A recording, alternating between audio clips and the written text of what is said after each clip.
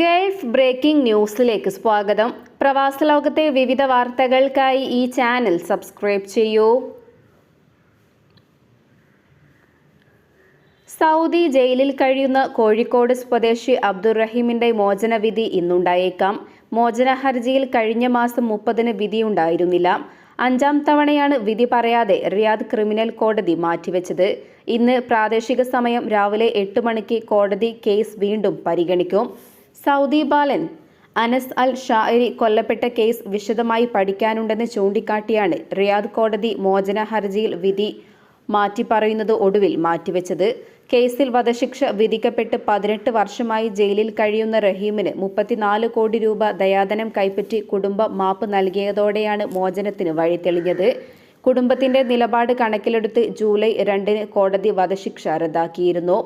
Public rights അനുസരിച്ചുള്ള നടപടിക്രമങ്ങളാണ് ഇപ്പോൾ പുരോഗമിക്കുന്നത്. ഇതനുസരിച്ച് ഒക്ടോബർ 21-ന് മോചന ഹർജി പരിഗണിച്ച ബെഞ്ച് വധശിക്ഷ റദ്ദാക്കിയ ബെഞ്ച് തന്നെ കേസിൽ വിധി പറയണമെന്ന് ചൂണ്ടിക്കാണിച്ച് മാറ്റിവെക്കുകയായിരുന്നു. നവംബർ 17-ന് ഹർജി വീണ്ടും പരിഗണിച്ചപ്പോൾ പ്രോസിക്യൂഷന്റെ സത്യവാങ്മൂലം വിശദമായി പഠിക്കണമെന്ന് പറഞ്ഞ് കേസ് വീണ്ടും മാറ്റി. ഡിസംബർ 8-ന് പ്രതിഭാഗത്തിന്റെ വാദം കൂടി കേട്ട കോടതി വിധി പറയാൻ ഡിസംബർ 12-ലേക്ക് മാറ്റിയെങ്കിലും അന്നും വിധിയുണ്ടായില്ല. സാങ്കേതിക കാരണങ്ങളെ തുടർന്നാണ് ഇതെന്നുമായിരുന്നു റഹീം നിയമസഹായ സമിതി അറിയിച്ചത്. കേസുമായി ബന്ധപ്പെട്ട് ഇനിയും വിശദാംശങ്ങൾ അറിയാനുണ്ടെന്ന കോടതി നിലപാട് ആണ് ആശങ്ക ഉണ്ടാക്കുന്നത്. 2006-ൽ ഡ്രൈവറായി ജോലി ലഭിച്ച് റിയാദിലെത്തി 1 മാസം തികയും മുമ്പാണ് കൊലപാതക കേസിൽ അകപ്പെട്ട് അബ്ദുറഹീം ജയിലിലാകുന്നത്. വധശിക്ഷ റദ്ദാക്കിയ ശേഷം മാതാവും സഹോദരനും അമ്മാവനും കഴിഞ്ഞ മാസം റിയാദ് ജയിലിലെത്തി റഹീമിനെ നേരിൽ കണ്ടിരുന്നു. സൗദി അറേബ്യ തൊഴിൽ വിസ നിയമങ്ങൾ കർശനമാക്കുന്നു. സൗദിയിലെ 2ാമത്തെ വലിയ പ്രവാസി സമൂഹമാണ് ഇന്ത്യക്കാർ. അതുകൊണ്ട് തന്നെ തൊഴിൽ വിസ നിയമങ്ങൾ കർശനമാക്കുന്നത് കൂടുതൽ ഇന്ത്യക്കാരെയാണ് ബാധിക്കുക.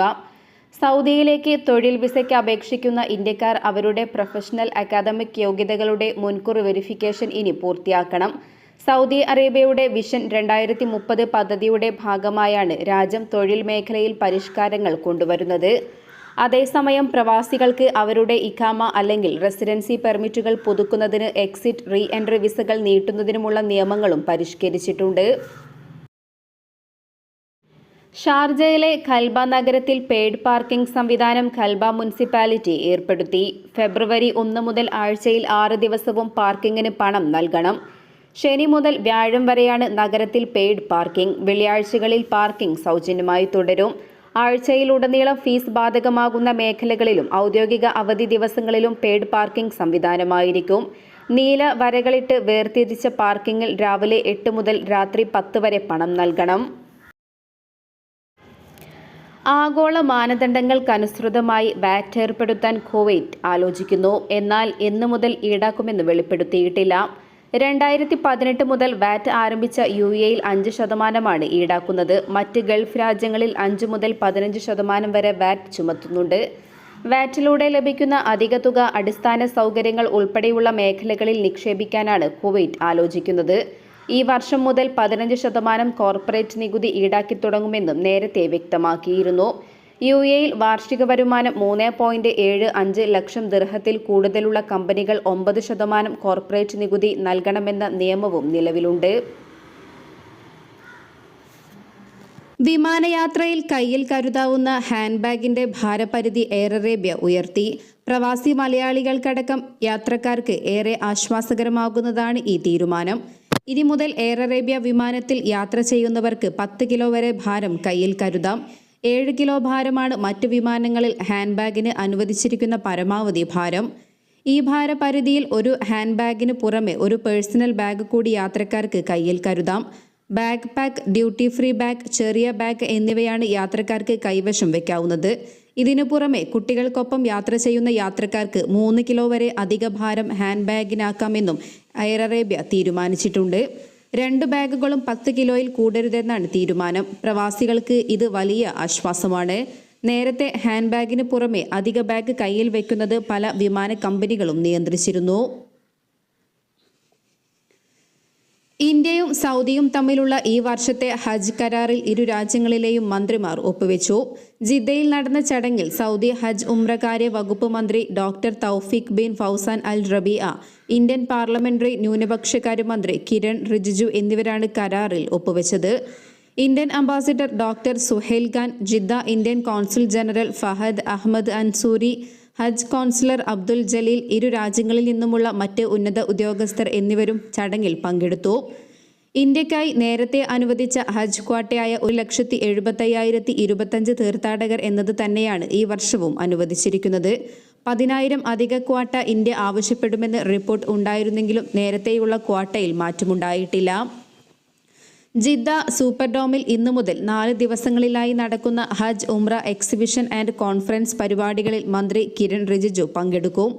ഇന്ത്യൻ തീർത്ഥാടകരെ സ്വീകരിക്കുന്നതിനായി ജിദ്ദ ഹജ്ജ് ടെർമിനലിൽ ഒരുക്കുന്ന ഹജ്ജ് മിഷൻ ഓഫീസ് അടക്കമുള്ള സൗകര്യങ്ങളും മന്ത്രി സന്ദർശിക്കും.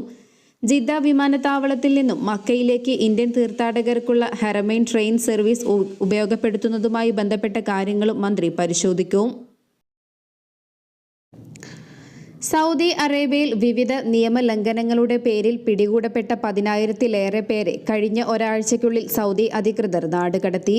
കഴിഞ്ഞ ആഴ്ച മാത്രം 19,418 പേർ വിവിധ നിയമലംഘനങ്ങളുടെ പേരിൽ അറസ്റ്റിലായതും ആഭ്യന്തര മന്ത്രാലയം പുറത്തുവിട്ട പ്രതിവാര കണക്കുകൾ വ്യക്തമാക്കുന്നു.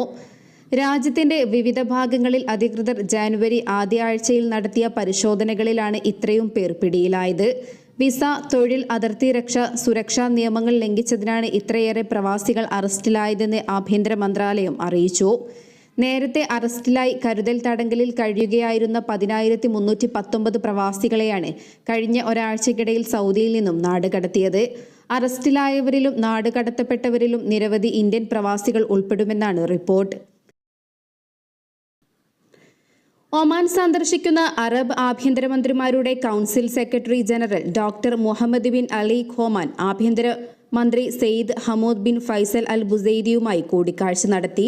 വിവിധ സുരക്ഷാ മേഖലകളിൽ സംയുക്ത അറബ് സുരക്ഷാ സഹകരണം വികസിപ്പിക്കുന്നതിനുള്ള വഴികൾ അവലോകനം ചെയ്യുന്നതിനോടൊപ്പം വരാനിരിക്കുന്ന അറബ് ആഭ്യന്തര മന്ത്രിമാരുടെ കൗൺസിലിന്റെ യോഗത്തിൽ അജണ്ടയിൽ ഉൾപ്പെടുത്തേണ്ട വിഷയങ്ങളെക്കുറിച്ചുള്ള അഭിപ്രായങ്ങളും യോഗത്തിൽ കൈമാറി. ആഭ്യന്തര മന്ത്രാലയത്തിലെ under secretary engineer Khalid bin Hilal al Busaidi, police customs for operations assistant inspector general major general Abdullah bin Ali al Harthi എന്നിവരും യോഗത്തിൽ പങ്കെടുത്തു. സുൽത്താൻ ഖാബൂസ് ഗ്രാൻഡ് മസ്ജിദ് സന്ദർശിക്കാൻ അധികൃതർ ഫീസ് ഏർപ്പെടുത്താൻ ഒരുങ്ങുന്നു. സന്ദർശക അനുഭവവും മാനേജ്മെന്റും മെച്ചപ്പെടുത്തുന്നതിനുള്ള ഭാഗമായാണ് നിശ്ചിത സന്ദർശന ഫീസ് ഏർപ്പെടുത്തിയിരിക്കുന്നതെന്ന് Sultan Qaboos higher centre for cultural and science വിഭാഗം അറിയിച്ചു. ഫീസ് ഏർപ്പെടുത്തിയത് സംബന്ധിച്ച ചർച്ചകൾ സാമൂഹിക മാധ്യമങ്ങളിൽ ഉയർന്നതോടെയാണ് അധികൃതർ വിശദീകരണവുമായി രംഗത്തെത്തിയത്. വിനോദസഞ്ചാരികൾക്ക് 8.4 റിയാൽ, താമസക്കാർക്ക് 3.1 റിയാൽ, സ്വദേശികൾക്ക് 1.5 റിയാലാണ് ടിക്കറ്റ് നിരക്ക്. അതേസമയം 5 നേരത്തെ പ്രാർത്ഥനകൾക്കായി മസ്ജിദ് മുസ്ലിങ്ങൾക്ക് തുറക്കുമെന്നും പള്ളിയിലെ സാംസ്കാരിക, ശാസ്ത്രീയ, മത സൗകര്യങ്ങളിലേക്കുള്ള പ്രവേശനം സൗജന്യമായി തുടരുമെന്നും അധികൃതർ കൂട്ടിച്ചേർത്തു. ഇതോടെ ഇന്നത്തെ വാർത്തകൾ അവസാനിക്കുന്നു. പുതിയ വാർത്തകളുമായി വീണ്ടും കാണുന്നതുവരെ നന്ദി, നമസ്കാരം.